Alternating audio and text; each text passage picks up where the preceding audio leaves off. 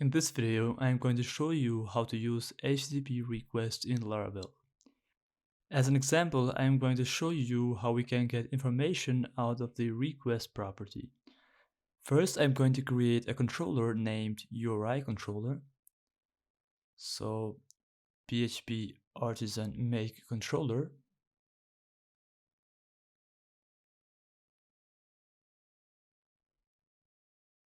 And then inside the newly created controller, I'm gonna open it.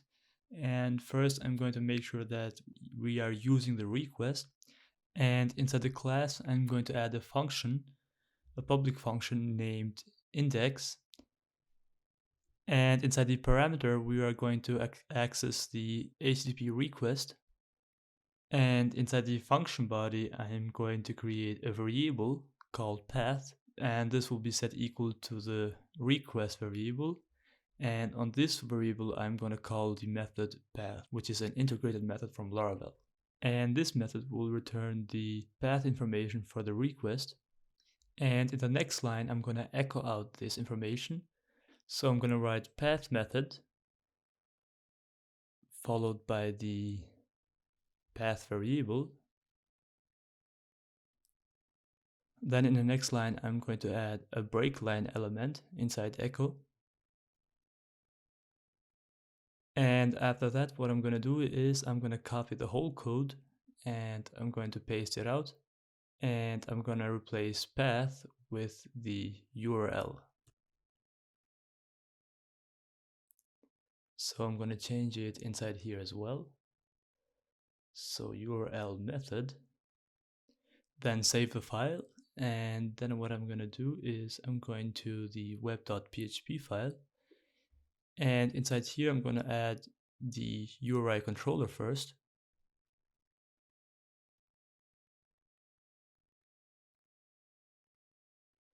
So now that I am using the URI controller, I'm going to create the route.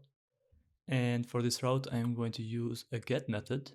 And inside the URI, I'm going to add /foo/bar. So when this URI is executed, I'm going to add the URI controller class.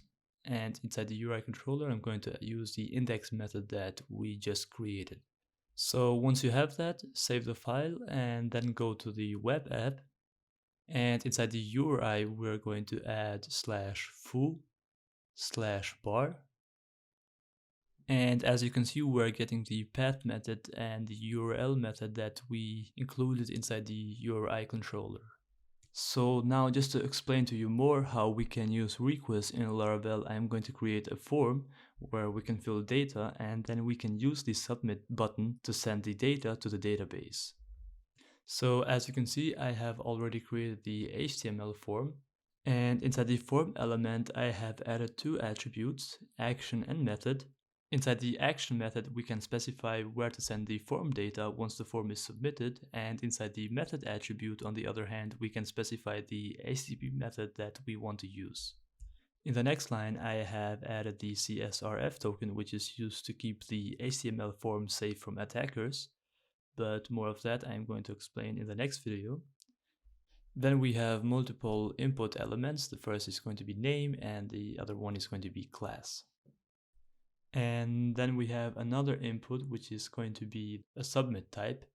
And with the help of this input, we'll be able to send the data to the specified URI inside the action attribute. So now what I'm going to do is I'm going to create a controller to handle the logic. So this controller is going to be named student controller.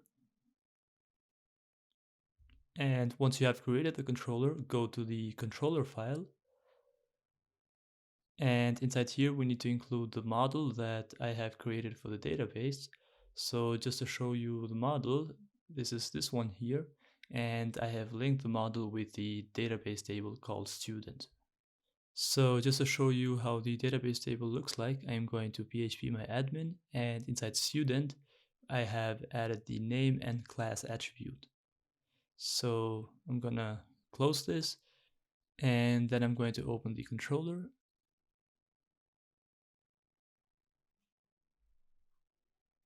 And inside the controller, we need to make sure that we are using the model. So I'm going to include the student model. And once I have that, I will go to the class body, and inside the class body, I am going to create a function named store for storing the data to the database. And inside the parameter, I'm going to add a request variable created on the HTTP request instance. And inside the function body, I am going to create a variable called student, and I'm going to set it equal to the model. And then I'm going to get the attribute from the model.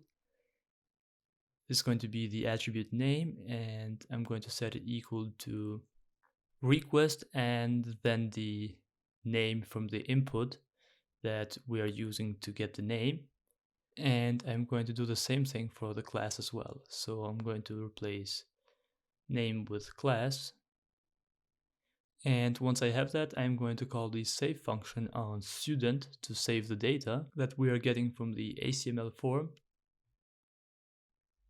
And now that I have created the controller, I'm going to the web.php file to create my route. But first I need to make sure that I'm using the student controller. So I'm going to replace this with student controller.